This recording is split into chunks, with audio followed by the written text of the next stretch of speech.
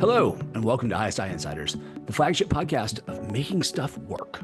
Because today's guest is an example of just that, someone who makes stuff work. So again, here on ISI Insiders, we get a chance to go inside of ISI, the famed and now 50-year-old Information Sciences Institute, to meet some of these ISI Insiders. These are the folks from across the Institute doing a range of cool tech and science work, and I aim to better understand their what, their how, and their why. That is what they're doing, how they're doing it, and perhaps more importantly, why they're doing it. With their ability to go anywhere else, why are they here working on this right now? And frankly, why should we care? Well, hi, I'm Adam Russell, Director of the AI Division at University of Southern California's ISI, or Information Sciences Institute, and I'm your podcast host. And along with Nina, the Wonder Editor, I will be serving as your virtual guide as we talk to some of these ISI insiders, all to test my hypothesis that by better understanding this, by better humanizing the people who are doing the actual work that we hear about in the media, that appears names in articles and publications, well, we might get a better sense of where things may be headed, or at least where these folks think we might be headed, as well as where they think we should go and how we might get there. So today, we're diving into the world of research infrastructure with Mr. Joe Barnes. Joe is a systems engineer here at ISI. I think you've been here for 16 years, actually. He is instrumental in architecting and deploying some of these ambitious research projects you've heard about before. May I remind you, he makes stuff work. We're talking about data center planning, high-speed networking, visualization, and more. And frankly, Joe is the sort of connective tissue in a very real way of what allows us to bring our interdisciplinary teams together and ensures that ISI stays at the cutting edge. In other words, he helps make the cool even cooler by making stuff work. Joe, welcome to the podcast. Thank you. It's good to be here. We're going to dive into your background a little bit. The way I like to get started, though, is one of more infamous curveball questions, which is I want to come with you back in time to see you talk to your younger self. I noticed the ages have been changing over the lifetime of this podcast. It used to be like a 6-year-old Joe. Then it became 12-year-old and then 50-year-old. So I'll give you the choice. Which year-old Joe do you want to talk to? And more importantly, I want to listen as you explain to that X-year Joe, what are you doing today and why should younger Joe care? That's a large range there, about 10 years. So I think, if I were to talk to an older version of myself, I don't know if I'd be that interested. I think at the time, like 10-ish years old, I was more into reading than I was into technology. But a little younger, I'd probably tell myself that I make rooms full of computers talk to each other and make sure they don't break so that other people can use those computers to learn how computers talk to each other better. Oh, yeah. I mean, that works for me. But so you said you did a lot of reading. Do you see a relationship between sort of a hobby that you do and what you do at ISI in terms of making stuff work? So when I was in high school, one of my favorite teachers was my economics teacher, and he said everything is the same. That was his line. Everything's the same. And if you look at patterns in the things that you do and you consume, and you see that there's a lot of overlap in all kinds of fields with process, with organization, with how things are sort of put together step by step. For example, creating an economic equation to describe a business is very similar to baking or to writing a mathematical proof or to building a computer system. You basically say, here, we need these things as a result. Let's back up and go step by step and see how they fit together. And I kind of apply this across everything that I do. So I tend to think in systems. And when I see I need to build a network system, what components does it need? How do I build a recipe to build a network system? And then I can follow the recipe or someone else can follow it. And that's the important thing. I think that's one of the things that's most important about the work that I do is that if I do it correctly, people can come after me and just take exactly what I did and reproduce everything that I've done without needing to be the expert. First of all, phenomenal. You use the R word, reproducible, which I'm, a fan of, but also this notion that like my job as an expert is actually to make this more intelligible to other people. It is not, in fact, to be like the Sphinx that everybody has to come to every time because I have these secrets. But instead, it's if I'm doing my job right, they almost shouldn't need me in some sense, or at least they don't need me to always be there. Yeah, I think that's deeply selfless in a very real way. So one, I applaud that, but two, did you play any or do you play any sports? Yeah, I do. I do martial arts. I do Taekwondo and Aikido. In high school, I did football and I did marching band. Wow.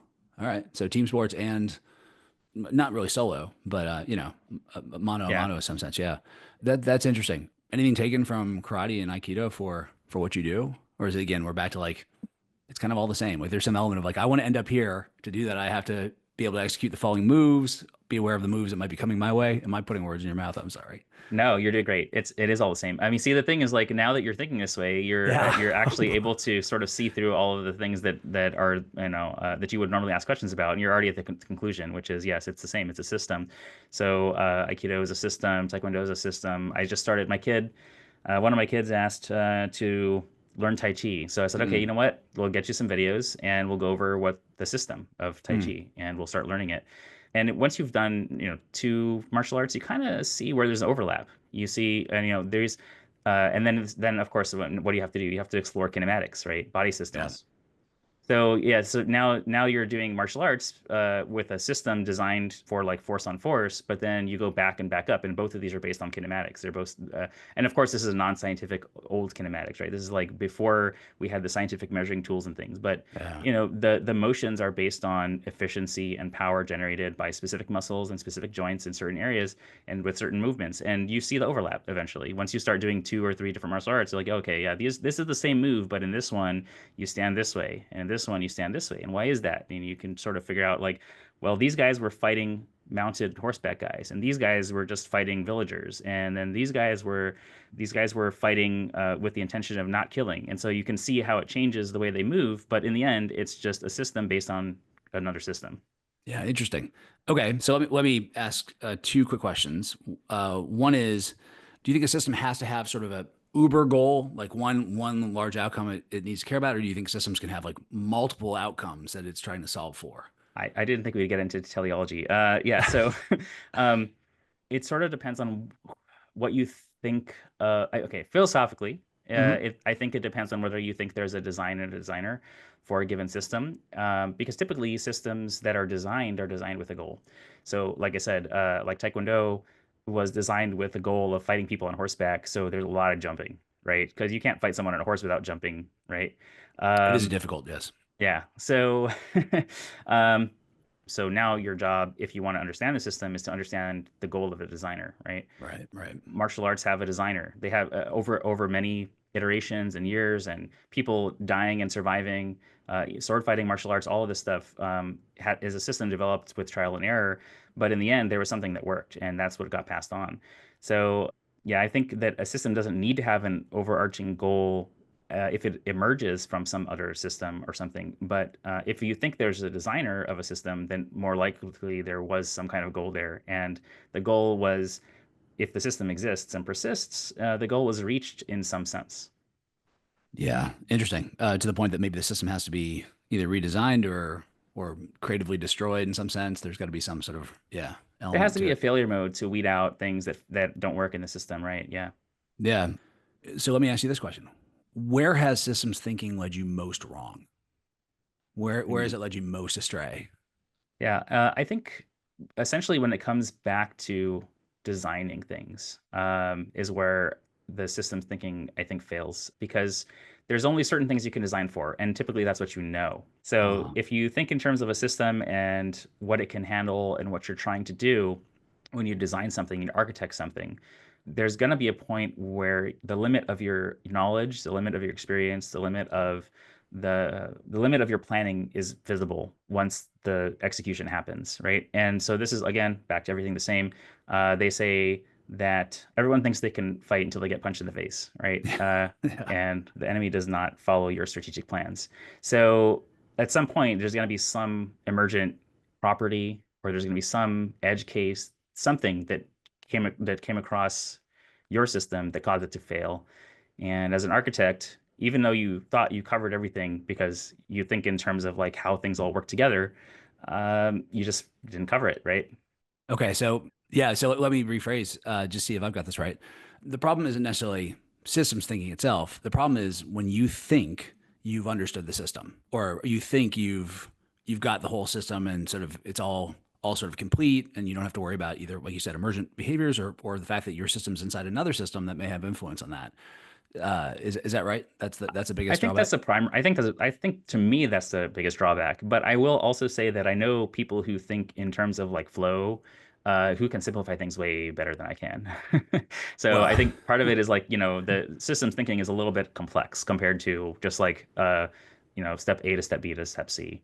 oh yeah, no doubt. It is nice sometimes to just think like, well, if I just do this, I'll get this, Yeah, and call it a day. and it can work really well.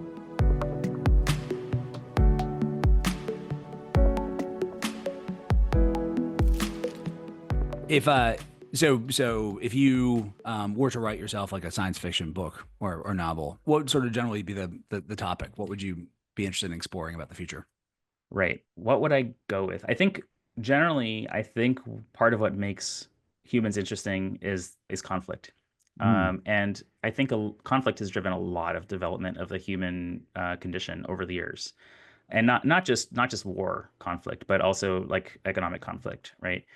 Why do we develop better ships to fight other people, certainly, but also to carry things faster and farther on the ocean? Why do you develop robots? Well, originally we developed them to build stuff, and now they're going to be fighting each other. So conflict drives a lot of development, and I think most likely I would probably, given the state of the world right now in the technological world, people who are first world countries developing cutting edge technology, there's a lot of international conflict, right? So I'd probably explore technologies I think would be developed and pushed to their limits or to the next level by some types of conflict.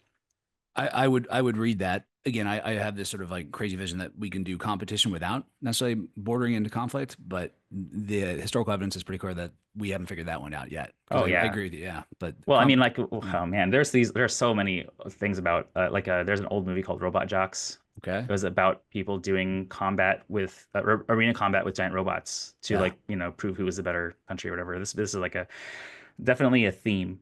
yeah. But you think like, but this is an example. This is the example of science fiction where we look at that and we think like, well, that's no, we're never going to do that. But there's actually no plausible reason why we wouldn't, right? I mean, it's nothing Yeah. keeping us from doing it, in some sense, other than just like we can't see it. Well, yeah, I think what it comes down to is really like it's the concept is, are you just doing a proof, or are you imposing your will? And I think generally throughout history, war and international conflict is imposing will, whereas like arena combat is a proof more Yeah, than anything that's else, fair. right? Yeah, and I think that so like space race, that's a proof. Mm. You can fight each other, you can be in conflict, and who's getting to the moon faster, who's getting to Mars faster, whatever. You can be in conflict without directly fighting. It's just a proof, and I think that's fun. I think that's good for everybody, really. And this is America was kind of built on this, like people competing to create better products and Hmm. make people want to buy them because they're better, right? Not just Hmm. because you're forced to buy them. And I think, it's like so China and America can both send you to a colony on the moon. But the American colony has swimming pools, and the Chinese colony has, I don't know, like VR or something. Like you should choose, right? Whatever you could For, choose, for, right? for our, for our listeners, to be clear, that is not actually true. We do not have colonies with pools yet. Yet. In case, yeah, although Yeah. maybe we're selling tickets, that'd be good. But yeah, no, point taken. Yeah, there's progress there. The term I've heard is interestingly co-opetition, that sometimes you can have competition where there's actually some degree of cooperation. And we saw this, for example, in the nuclear arms race, which is far from solved.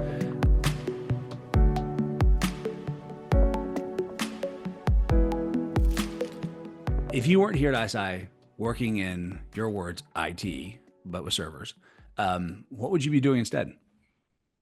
That is a great question. Probably I would be working on EE and VLSI, like creating microchip stuff. I Okay. was told by one of my professors that I should do that. I didn't do it though, because at the time the choice was start working or go get a master's degree and do VLSI, and I decided to stay away from the chips at that point. I think now, what is it now? 20 years later? Mm, Yeah, close to mm, 20 years later, it would have been a good idea to be in chips. yeah. But there would have been some pain there. I think I would have had to move to Taiwan for a while and maybe come back this year. Yeah, no, that's true. I oftentimes ask people like, if you could give advice to your past self, what would it be? And I had to actually begin to outlaw the question or the comment of like, buy NVIDIA. Oh, Go yeah. back in time. Yeah, I mean, Uh, I think, yeah, that's like buying, see, my advice to my younger self wouldn't be to consume something different. It would be to build something different. I think, start a business. That would be my advice to my younger self. If I actually had to give advice, do your best to start a business. Ask every adult you know how to start a business, how to run a business. Just do it. It doesn't even matter if it's successful. Just do it. You need to do that. Build that's things. really, yeah, that's really interesting. Okay. Well, I oftentimes ask, and I would like to ask you if you had advice for younger people, not necessarily you, but younger people who are interested in this sort of general area. What advice would you offer? Use every tool you have. I Mm, think that people, I'm friends with some artists and they say, oh, AI is evil. It steals art and regurgitates it. And I'll say, yeah, okay, I understand your point, hmm but I have a friend who makes music. He was a Billboard top artist maybe 30, 40 years ago, and he makes music today with the tools that are around and he makes it fast. It's not like he's producing for top hits today, right? But he's iterating.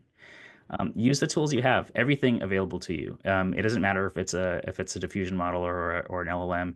It doesn't matter if it's an adult that you just want to talk to. It doesn't matter if it's like a professional who is willing to volunteer time. Use every tool you can to build things and just build. Like my personal take on AI is it's going to evolve next to humans, kind of like dogs did. That everybody's going to have a purpose built model Yeah. for everything that they do, and it's gonna be ubiquitous. It's gonna be on everybody's phone, just like phones used to be, hardware only. Then they became radio, and then they became pocket devices. And I think models are gonna be the same. And everyone's gonna have things. And they're going to be trained for different things, and some of them nefarious, and some of them benign, and some of them extremely helpful. But I think that as your area of expertise, I'd like to hear more from you in the future. I'd be happy to talk to you about that only because, like you said, having these kinds of engagements both explore the limits of your own knowledge, like where you're getting it wrong, but also, new ideas to think about this sort of stuff. Some other time we can go into it. I no longer refer to AI as artificial intelligence. I call it alien intelligences because we're creating these sort of small aliens that are good at certain things. Like a dog is kind of an alien to us, right? An alien intelligence. We can understand what it can do, but you're not going to give the keys to the dog to drive the van, right? And I Not think there's yet. going to be an element to that. Not I till we do uplift the dogs. not totally up with the dogs. And frankly, based on some of the drivers in DC, it's hard to see how like a golden doodle wouldn't be a better driver, or at least more considerate. Apologies to the drivers out there. All right, well, Joe, we're running out of time, but look, thank you very much for coming on the podcast. I really appreciate both your candor, your imagination, your willingness to kind of explore. We went everywhere from IT up to deep philosophy and existential questions, which I think is going to be a theme I'm going to end on because I think there are you have many layers, which is appropriate at a place like the Institute where we do many different things, and you have to be able to engage with lots of different kinds of people. You started, and I've picked up this idea of everything is the same, but not everyone is the same. And I think that's really important, especially at a place like ISI, because you bring your superpower, others do as well. And you help build sort of the architecture that allows us to work together in a very sort of meaningful and important way. You called yourself a craft person. I love that because I think you are making stuff and making stuff work. So it's a pleasure and a privilege to be your colleague, sir. Thank you very much. Thank you. The pleasure to be yours as well. I really enjoy our time together. Yeah, and I will now be identifying the 5 things I will be unplugging and plugging back in. And when my wife says, "What are you doing?" It's like, "Yep, I got an expert. I got a systems thinker told me this is how it works." Everything will magically begin to work again. Trust me. All right, I'm counting on you, Joe. All right, well, thanks again very much. All right, well, if you enjoy these short podcasts, please do really only what you can do. We would appreciate some feedback, some stars, all the stars, please. Share us around, subscribe to us, send us questions, other ideas. We're happy to take them all in. Anything that we consider informative, rate us, score us, evaluate us, grade us, subscribe, spread the word, send us feedback, offer up brave questions, and of course, just keep listening and learning. And join us, please, again for another future episode of ISI Insiders, where we'll keep exploring, keep learning, keep humanizing all this tech to help navigate our way through this weird world, trying to do what humans can do best when they face these kinds of challenges, working together as if all our lives depend on each other, because they do. So for now, for the future, fight on.